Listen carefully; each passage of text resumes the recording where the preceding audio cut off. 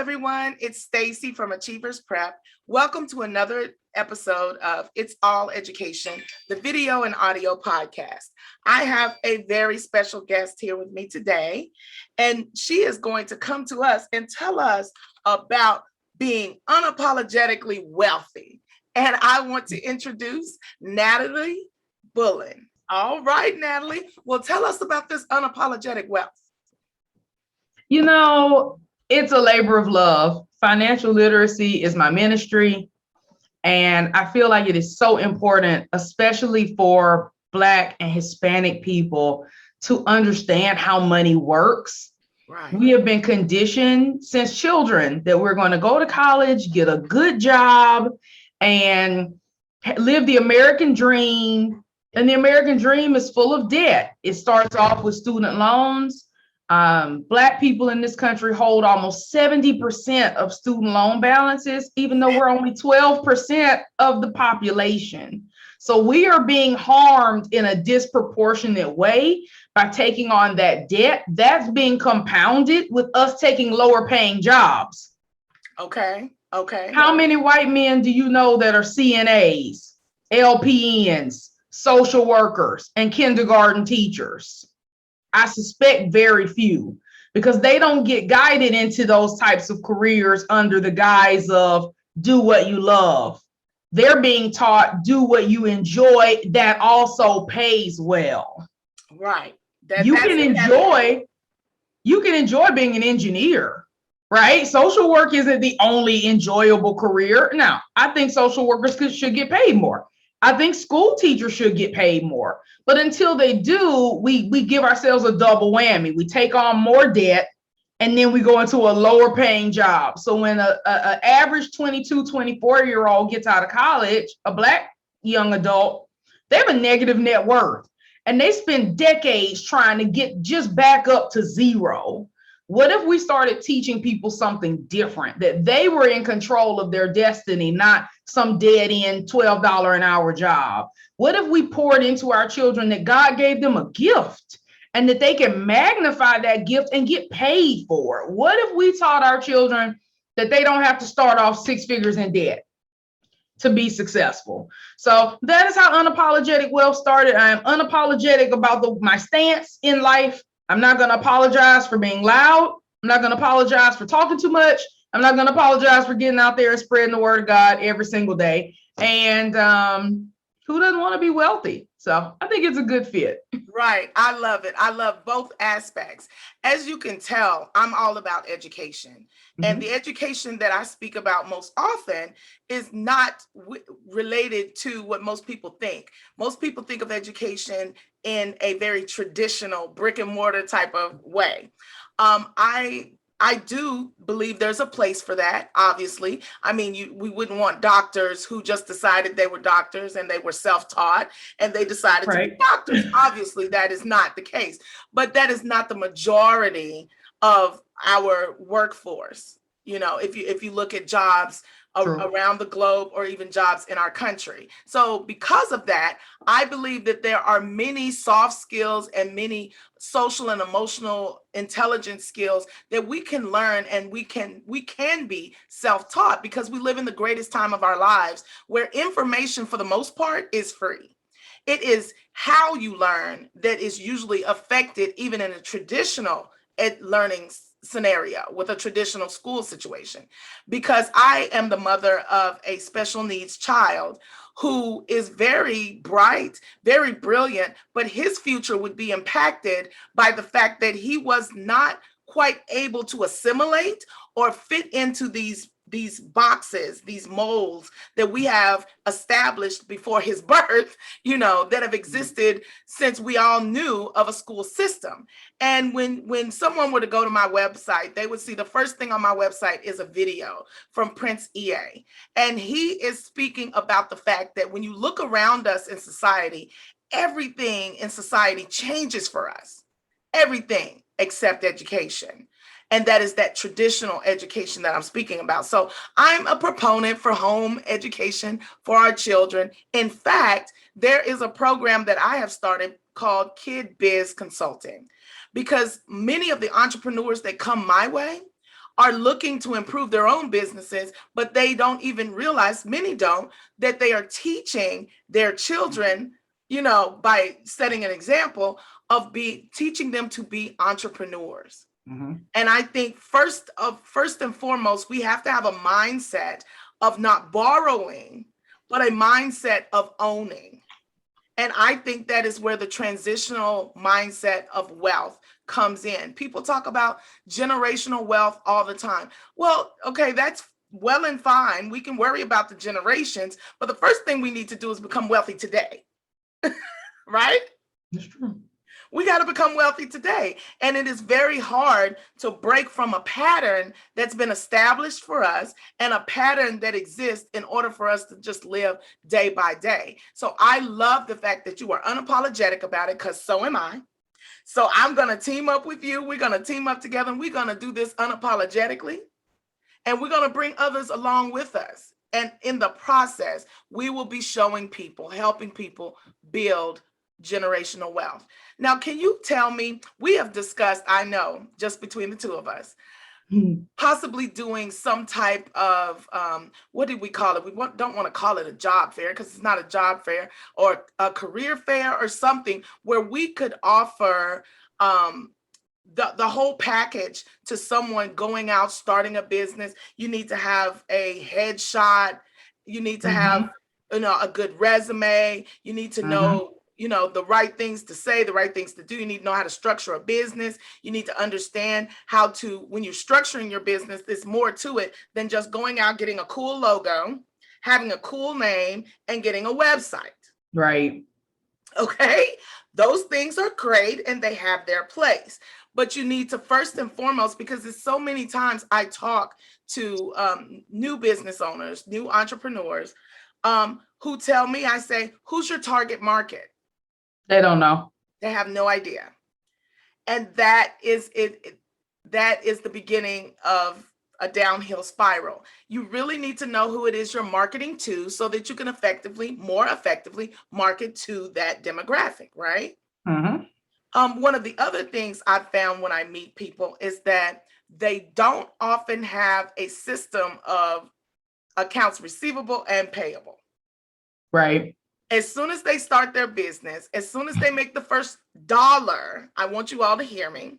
As soon as many of my clients make the first dollar, the first thing they do is spend that dollar. And it's not always back into the business, because I think we have to get away from that mindset that dollar for dollar means profit. It doesn't. It doesn't.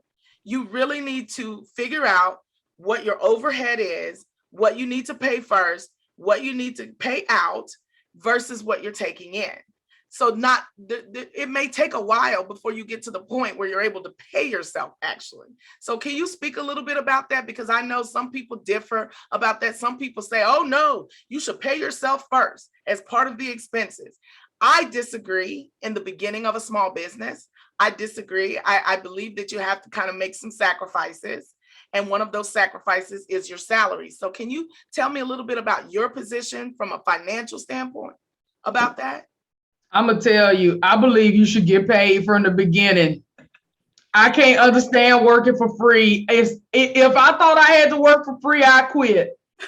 But I'm going to say this. It depends on the type of business you have. If you have a product-based business, you're selling lotions, body oils, wigs, things that you have to physically ship somewhere. You have a brick and mortar location. Your expenses are completely different. And if you don't have any savings, you may very well have to dip into your personal money unless you learn how to get grants and funding, which you should, or unless you have business credit, which you should, but a lot of us don't have any of that when we start. You might have to finance that out of your own personal pocket to get up and running. That is my point. That is my point. That makes sense. Now, if you're in a service-based industry, I vote you just charge enough to where there's enough left to pay yourself, right? So if you're an accountant, don't try to argue and haggle with people who want to pay H&R Block $200. Find you the type of client that can afford a fee that pays you, pays into the business, pays taxes, covers your software, takes you on a nice vacation, I just don't believe in working a job that pays you less than the job you left to work it. Right. I don't care whose business it is. I don't want to work for free. Now that's me. Everybody is different, but my parameter from day one, this must make money. Right. So let me structure my business in such a way that I can get paid, because otherwise, what is the benefit? How do you create generational wealth and you don't collect a paycheck? Because you got to be wealthy first. That's it. So I'm like, people talk about generational wealth, but they're not wealthy. How you gonna pass wealth down generations? You don't have it. Correct. You can't give your children something you don't have. That's why it's so important to be healed and whole, covered in the Holy Ghost when you go out and start these ventures, because goodness begets more goodness. Bad tends to beget more badness. So if you start off on the wrong foot, you might notice that things keep going down the wrong foot. But I am pro pay yourself. I think everybody should read the book Profit First and strive to set even 5% aside for themselves. You will show up differently for your business when you know you're getting paid. I could only imagine. I have a client who hadn't paid herself for 7 years. Now, wait a minute. Now there's a problem there. Now, when I say you may have to forego a salary, I just simply meant because everyone starts a business thinking, oh, I'm going to have my certain salary right out of the gate. And absolutely, that's ridiculous. That's not true. That's ridiculous to think that you can do that. Unfortunately, that's the way this is what I'm running into.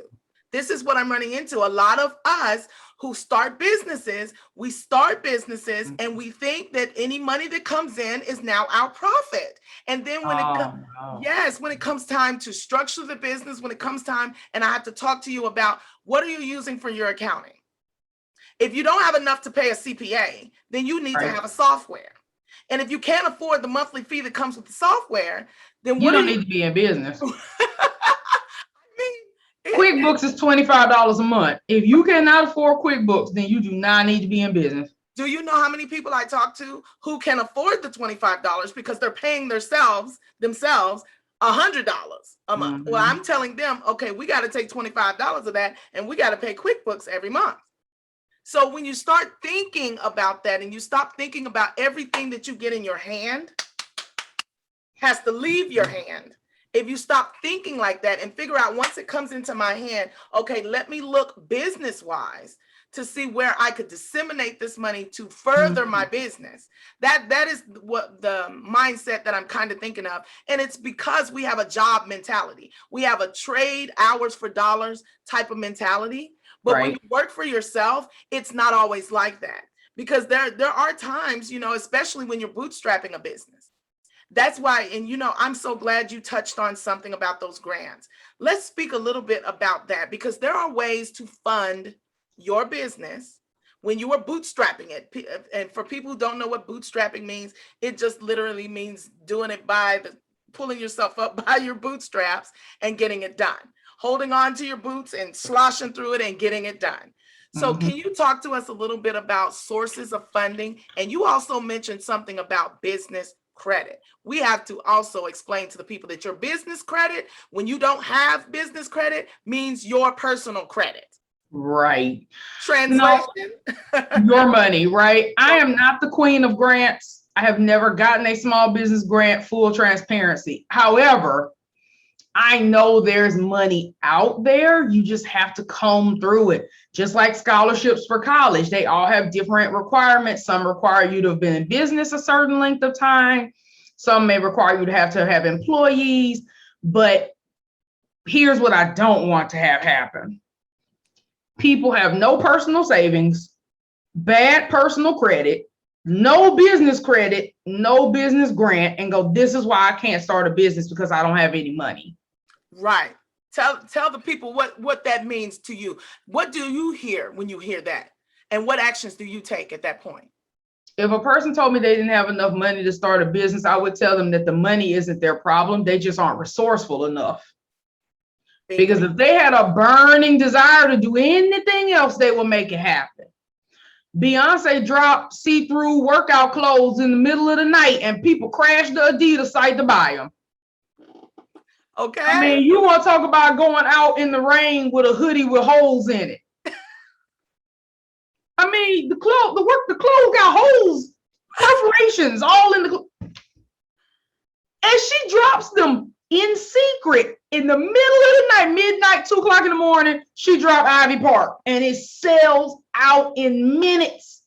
So here's somebody who didn't know when Beyonce was going to drop, didn't even know what it was going to look like, claimed they didn't have any money yesterday, magically find time in the middle of the night and a credit card to buy stuff. I'm like, man, I wish you were as diligent about your business. Because you can wake up in the middle of the night and find money for your business. And you know that a large part of that is marketing, because Beyonce and her team understand her target market. They understand who her client is. Oh yeah, that she want to look good and that she's stylish, and that if push come to shove, she'll come up with the money to feel like she has some other people don't have. So we have to change that mindset from being such consumers. The debt is not the problem. It's what people go into debt for. Wealthy people use debt all the time. All the time. I met them. Wealthy people use debt all the time, but they use it to buy assets. They use it to buy things that will make them more money. Then they can pay off the debt and keep the difference. Poor people spend money to impress other people. Correct. They go into debt for cars just for show, not for the business, not for a tax write-off, just to have, just to say they got a Range Rover. And to make themselves feel accomplished, because it is something to be out here living each and every day and feel like life itself is beating you down. So we use these things as rewards or as pacifiers, right, if you will, to self-soothe ourselves. That's true. But that credit card bill gonna make you feel stupid in a minute. So it's very short-lived. And when they repossess that Escalade, you're not gonna be happy about it. For me, looking wealthy is not attractive. And I'll be thankful when our people by and large come to the point where they say, I don't have to buy this for someone else to think I have money. I'm just going to quietly put my money in my mutual funds or back into my business or buy life insurance or whatever that vehicle looks like and move forward, right? Everything is a process. But I find when I tell people to build business credit, it's going to take some steps. You're going to get a DUNS number, trade lines. You should research. Here's some books to read. Here's a workshop coming up there. Oh, that's a lot. That's a lot of work. That's a lot of time. I don't know about that. And I'm like, well, you watch the Kardashians. You watch the Kardashians every week on TV. You've been watching them every week for 7 years. That show been on 7 years, right? Mm-hmm. That's a lot of time. The same amount of time you'd have spent watching the Kardashians is about the same amount of time you could have spent growing up your business. Again, it depends on your priorities. My priority is to become wealthy so that I'm not working when I'm 70. I have 2 parents in their 70s, both of whom need an additional income, both of whom are talking about going back to work. That's heartbreaking for me. I would not let my parents go back to work, but I'm now in a place where I can help them. Right? Most of us aren't. Right. And a lot of us are on track to be 70-year-olds that still have to work somewhere, regardless of our health or our energy levels, because we didn't do the things we should have done when we were 20. If you at 20 and you got $700 to go to the club, buy a booth, buy bottles, buy a fresh outfit, drive to Atlanta, look good, buy rims, drive back, you could have started a whole business. At minimum, you could have gone to Atlanta to meet a client. So now it's a business trip and you could have written it off as an expense. I'm not saying don't live your life, but live it in accordance with the tax code. Figure out what wealthy people are doing and start emulating those behaviors. That's what rich people have fun. They have lots of fun with all the excess money that their investments make every month. They have lots of fun, way more fun than I could have in Atlantic City on my limited budget. Much more. Right? I'm telling you, these are some good nuggets that we are sharing right now. I hope the audience understands that we are coming together to give you raw, unapologetic explanations and information about what's really happening in our communities and how we can actually go about changing this dynamic. How we can get on a trajectory for generational wealth. Well, number one, the first thing is become wealthy yourself. Now, there's a difference between rich and wealthy. We won't address that here on this call today, but you definitely need to understand that wealth is able to be passed on generationally if it is set up and done correctly. And also, if we teach the next generation to respect money, to use money and don't let money use them, and how to project money forward and grow it. That is the key to generational wealth, because it doesn't do you any good to become wealthy and pass it on, and then you have a child that is still in the old mindset that you broke free from, and still there will not be any more money to go forth for another generation. So when we speak about generational wealth, it needs to last beyond the current generation. That's what makes it generational wealth. Natalie, I tell you what, I'm blown away. I know people are going to be contacting you. Tell me right now, girl, they're going to be getting in touch with me. They're going to say, Stacey, I need to know about what Natalie was talking about. I want to be unapologetically wealthy, okay? Because you got me fired up. I can't wait to get with you when we're done with all this. I need myself, because let's be honest, I'm not generationally wealthy either. Heck, I'm not even wealthy. Okay, I couldn't even spell the W in wealthy. Okay, but the thing that I want to do is each and every day take the steps toward being wealthy. I want to take the proper steps in my business. I want to take the proper steps in my homeschool so that I'm helping the next generation think differently about money, think differently about how you spend it, how you acquire it, and what you do with it when you save it. And I heard you loud and clear about those savings. I heard it. It didn't go on deaf ears that time. I'm serious about saving now. I don't play about that. Right. And also what you were talking about with the business credit. Natalie, I know this was a lot. I want to offer you to come back and speak with us again. Can you tell the people how they can get in touch with you and what the name of your organization is and what it is you do? Sure. You can reach out to me on Instagram at Unapologetic Wealth, or go to my site, which is www.unapologeticwealth.com. Kept it really simple across all platforms. I also have a free Facebook group that you can join. Shocker, it is also named Unapologetic Wealth. I know you never saw that coming. I coach Black and Hispanic women, especially introverts, because I'm an introvert, how to earn in alignment with their purpose. Okay. So that they are not giving away their God-given talents and living a lifestyle that is beneath what they are called to do. You can't pour from an empty vessel. And so often our leaders are struggling. The pastor's struggling. How's he gonna lead y'all to salvation if he don't feel good about his own bank account and how he's doing? You turn to the nonprofits. They're not collecting donations like they want. How can they pour into the community? How do you show up at work knowing you work a job that'll never help you get out of poverty? The answer, you don't show up. You don't. And your community suffers. So I just want us all to live at the point where we're proud of what we earn and we're proud of what we've been able to accomplish. And it's not a worry and a fear. How am I going to pay these bills? How are people going to hear about my business? Natalie, that's all well and good, but I don't have the speaking voice you have. You don't have to. Natalie, that's great, but I'm afraid of people. I have social anxiety. Natalie, you say all that, but I'm an introvert. So am I. I barely leave my house. Okay. But God can call you to be whatever it is that you want to be. He didn't give you the gift for you to not use it. I challenge anybody struggling to read the parable of the talents and reach out to me. That's right, because where there's a will, there's a way. Right. But not if you are closed-minded or you have your eyes closed and your ears closed to the options. That's true. When I used to work a job and they told me that everything in poor performance is either a will issue or a skill issue. They said, if it's a skill issue, that's no problem because we could teach you a skill. But if it's a will issue, we're going to have to let you go because if you don't have the will to do better, then we're done here.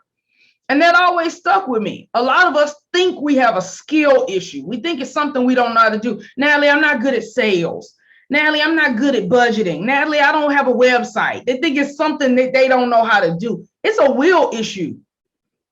Yep. If you make up in your mind that your business is your ministry and that's what God told you to do, you're not trying to die without fulfilling it. I'm not going to get to heaven and God go, what about that ministry I planted in you that you didn't do? And I go, well, God, I didn't have a website.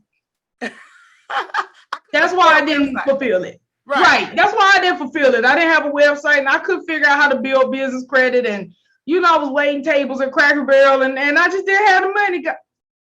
That I don't think that's gonna be good enough. So I'm building up a lifestyle that I don't have to apologize for to get into heaven. That's why it's unapologetic. I love it. I love it. Yeah. Okay, well, this is the conclusion of this episode for now. But we're going to have another episode because we're going to have you back again. We're going to have some more great conversations because I know the two of us have some plans of things that we can do together because I definitely want to help you. And, collaboratively, that is also another way to move our people forward, Yes. because we are better together and together we rise, right? I agree. Right? So at this point, I'll say the human experience is our classroom and life is our teacher. And at the end of the day, it's all education. Bye, everyone. Bye. Thank you, Natalie.